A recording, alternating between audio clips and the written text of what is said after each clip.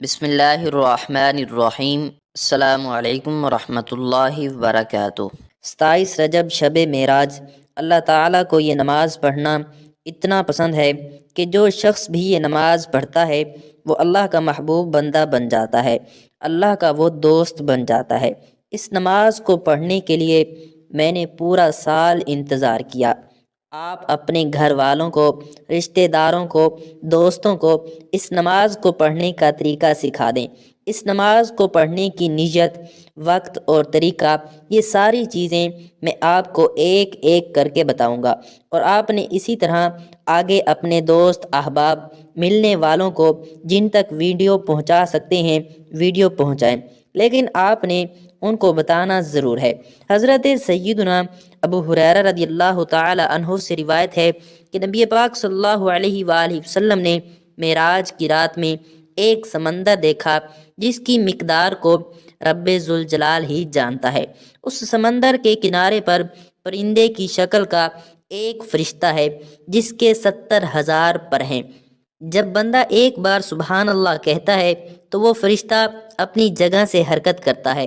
جب بندہ الحمدللہ کہتا ہے تو وہ اپنے پروں کو پھیلاتا ہے، اور جب بندہ لا الہ الا اللہ کہتا ہے تو وہ فرشتہ پرواز کرتا ہے، اور جب بندہ اللہ اکبر کہتا ہے تو وہ فرشتہ اپنے پر کو سمندر میں گرا دیتا ہے، یعنی خود کو سمندر میں گراتا ہے۔ جب وہ بندہ لا حول ولا قوت الا باللہ العلی العظیم پڑھتا ہے تو وہ فرشتہ سمندر سے باہر نکل کر اپنے پروں کو جھاڑتا ہے۔ اس کے ہر ایک پر سے 70,000 قطرے گرتے ہیں۔ اللہ تعالیٰ ہر ایک قطرے سے ایک فرشتہ پیدا فرماتا ہے جو ان کلمات کے کہنے والے کے لیے قیامت کے دن تک تسبیحات کرتے رہتے ہیں اور بخشش کی دعا کرتے رہتے ہیں۔ اب اندازہ لگائیے کہ وہ شخص کتنا مقدر والا ہے، کتنی قسمت والا ہے کہ جو بندہ اس طرح یہ عبادت کرتا ہے۔ اور آج جو تسبیحات میں آپ کو بتانے جا رہا ہوں ان کو آپ نے الگ الگ پڑھنا ہے۔ جو شخص بھی 27 رجب شب معراج اپنی قسمت کو بدلنا چاہتا ہے، مقدر کو سنوارنا چاہتا ہے، جو رب کی رحمتیں حاصل کرنا چاہتا ہے، نیکیاں حاصل کرنا چاہتا ہے، اپنے گناہوں کی بخشش چاہتا ہے، اپنے والدین کی بخشش چاہتا ہے، اپنے گھر والوں کی بخشش چاہتا ہے، اپنے گھر والوں کو خوشحال دیکھنا چاہتا ہے، اپنے گھر کو مال و دولت سے بھرا ہوا دیکھنا چاہتا ہے، اپنی جیب کو ہمیشہ پیسوں سے بھرا ہوا دیکھنا چاہتا ہے، بس اس کے لیے یہ اللہ کی محبوب، اللہ کی پیاری نماز، اللہ کا پسندیدہ عمل، اس کو ضرور کر کے دیکھیں۔ جیسا کہ اللہ نے بعض دنوں کو بعض دنوں پر فضیلت عطا فرمائی ہے، بعض راتوں کو بعض راتوں پر فضیلت عطا فرمائی ہے، بعض بندوں کو بعض بندوں پر فضیلت عطا فرمائی ہے۔ تمام نبیوں پر حضور علیہ السلام کو سب سے زیادہ فضیلت عطا فرمائی ہے۔ اسی طرح بعض راتیں ہیں، بعض ایام ہیں، فضیلت والی راتوں میں سے شب قدر ہے، شب برات ہے، شب معراج ہے، شب عید ہے۔ یہ راتیں اللہ تعالیٰ کو بہت زیادہ پسند ہیں، یہ قبولیت والی گھڑیاں ہیں۔ ان قبولیت والی گھڑیوں میں بندہ ہاتھ پھیلا کر رب کریم سے جو مانگتا ہے، جتنا مانگتا ہے، جیسا مانگتا ہے، اسے غیب سے عطا کیا جاتا ہے۔ اور یہ امت محمدیہ پر اللہ تعالیٰ کا احسان عظیم ہے، اور دینوں میں یوم عاشوراء باعث فضیلت ہے۔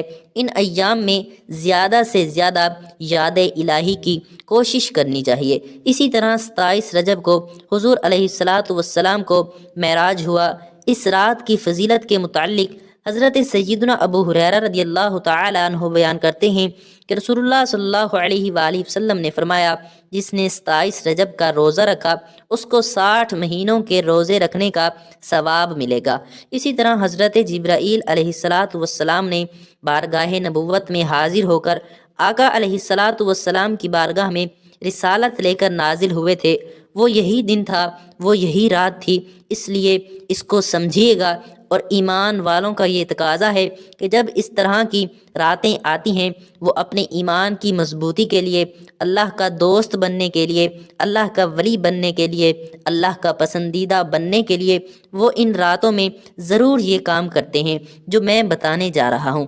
ایک تو آپ کوشش کریں اس دن روزے کا اہتمام کر لیں۔ اگر آپ کر سکتے ہیں تو ضرور کریں، اور اگر آپ روزے کا اہتمام نہیں کر سکتے تو کم از کم زندگی میں صرف ایک بار اس طرح یہ نوافل ضرور پڑھیں۔ اس رات کے جو نوافل ہیں خاص وہ بتانے جا رہا ہوں، شاید اس سے پہلے آپ کو کسی نے نہیں بتائے ہوں گے۔ حضرت سلمان فارسی رضی اللہ تعالی عنہ بیان کرتے ہیں، حضور صلی اللہ علیہ وآلہ وسلم نے ارشاد فرمایا، رجب میں ایک دن اور ایک رات ہے، جو شخص اس میں روزہ رکھے اور قیام کرے تو گویا اس کو 100 سال کے روزے رکھنے کے برابر اور 100 سال شب بیداری یعنی 100 راتیں جاگنے کی عبادت کا ثواب ملتا ہے، اور یہ ماہ رجب کی 27 تاریخ ہے۔ دوستو، رجب میں ایک رات ایسی ہے، اس میں ایک نیک عمل کرنے والے کو 100 سال کی نیکیوں کا ثواب ملتا ہے، اور اسی طرح یہ وہ بابرکت رات ہے جس میں آپ نے یہ نوافل پڑھنے ہوں گے، اس کے بعد کچھ تسبیحات پڑھنی ہوں گی، وہ بھی آپ نے اسی جگہ بیٹھے بیٹھے پڑھنی ہے۔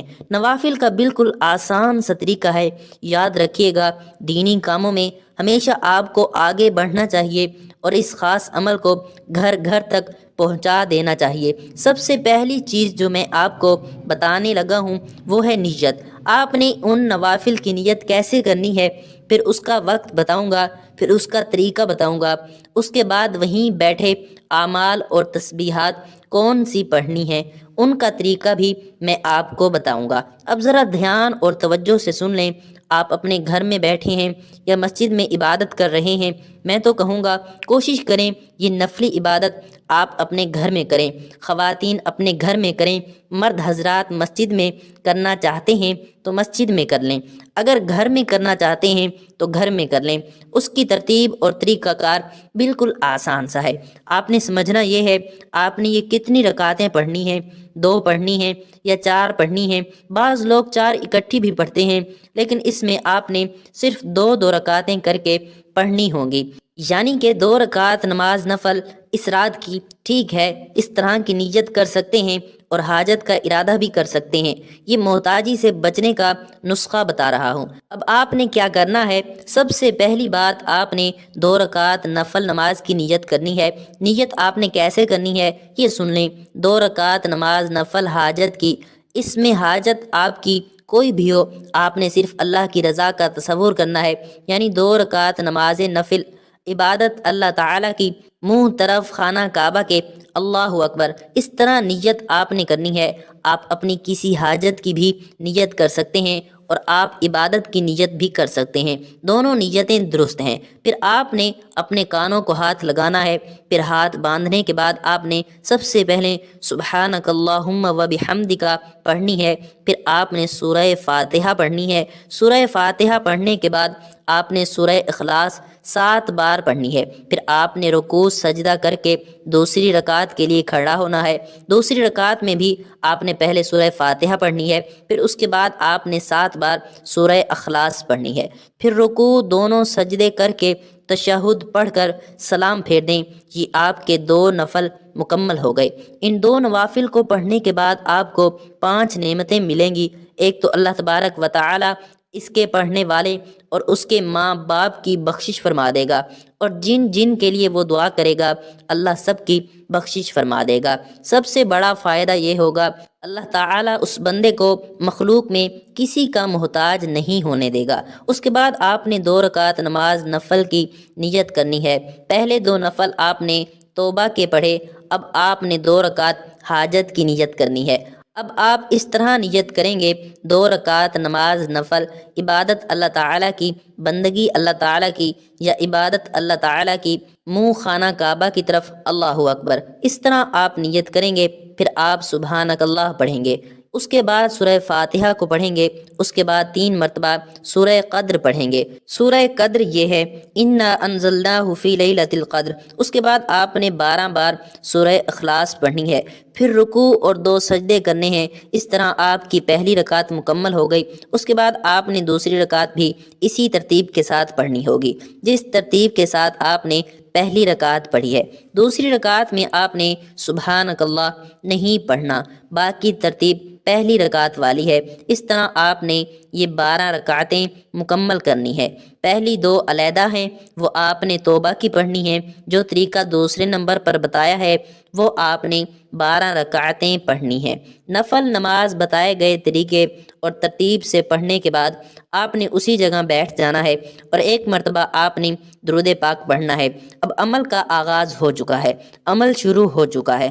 آپ اس عمل کو رات کے کسی بھی حصے میں کر سکتے ہیں، پوری رات میں کسی بھی وقت کر سکتے ہیں۔ اس عمل کا یہ سب سے بڑا فائدہ ہے، آپ نے 3 مرتبہ درود پاک پڑھنا ہے اور آپ نے درود ابراہیمی ہی پڑھنا ہے۔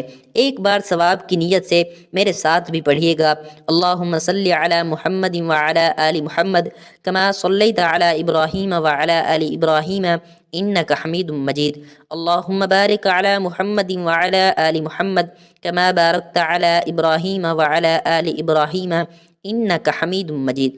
درود پاک پڑھنے کے بعد آپ نے سبوح قدوس ربنا ورب الملائکۃ والروح یہ الفاظ پڑھنے ہیں اور ان کو صرف 3 بار پڑھنا ہے۔ اس رات میں اللہ کے نوری ملائکہ اترتے ہیں، اللہ کے فرشتے اترتے ہیں اور اللہ تعالیٰ خود فرماتا ہے کوئی میرا بندہ مجھ سے مانگنے والا میں اس کو عطا کر دوں۔ جو اللہ تعالیٰ کی بارگاہ سے مانگتا ہے اللہ تعالیٰ اس کو عطا فرما دیتا ہے۔ حضرت سیدنا علی المرتضیٰ شیر خدا رضی اللہ تعالیٰ عنہ بیان کرتے ہیں کہ جب یہ رات آتی ہے تو اللہ تعالیٰ آسمان دنیا کی طرف نزول رحمت فرماتا ہے اور اعلان کرتا ہے کوئی مانگنے والا میں اسے عطا کروں، ہے کوئی مجھ سے بخشش مانگنے والا میں اس کو بخش دوں، ہے کوئی رزق مانگنے والا میں اس کو رزق دے دوں، ہے کوئی مصیبت زدہ مصیبت سے نجات مانگنے والا میں اس کو نجات دے دوں، ہے کوئی مجھ سے اولاد مانگنے والا میں اس کو اولاد دے دوں، ہے کوئی حج کی نیت کرنے والا کہ اس کو حج کروا دیا جائے۔ جو کچھ بھی مانگنا چاہتے ہو آج مانگ لو، میں عطا فرمانے کے لیے تیار ہوں۔ سبوح قدوس ربنا ورب الملائکۃ والروح کو 3 بار پڑھنے کے بعد اب آپ نے دوسرے نمبر پر کیا پڑھنا ہے، توجہ کیجیے گا، بالکل مختصر سی تسبیحات ہیں، کوئی زیادہ مشکل نہیں ہے، بالکل آسان سی ہیں۔ اس سے فائدہ یہ ہوتا ہے جیسے میں نے کہا ایک تو بندہ مخلوق کا محتاج نہیں ہوگا، اس کا خاتمہ بالایمان ہوگا، اس کی قبر کو کشادہ کر دیا جائے گا، قبر کی تنگیوں کو بھی دور کر دیا جائے گا، جنت کی ہوائیں اسے پہنچتی رہیں گی، اللہ تعالیٰ کے دیدار سے مشرف ہوگا۔ کتنے بڑے بڑے فائدے اس عمل کے اندر موجود ہیں۔ میں نے آپ کو وقت بتا دیا، نیت بتا دی، طریقہ بتا رہا ہوں۔ اب اس کے بعد آپ نے دوسرے نمبر پر جو تسبیح پڑھنی ہے وہ یہ ہے رب اغفر وارحم وانت خیر الراحمین۔ یہ الفاظ آپ نے پڑھنے ہیں، ان کو بھی آپ نے صرف 3 بار ہی پڑھنا ہے۔ اس کے بعد آپ نے درود پاک پڑھنا ہے۔ درود پاک آپ کوئی سا بھی پڑھ سکتے ہیں جو آپ کو یاد ہو، آپ درود ابراہیمی بھی پڑھ سکتے ہیں۔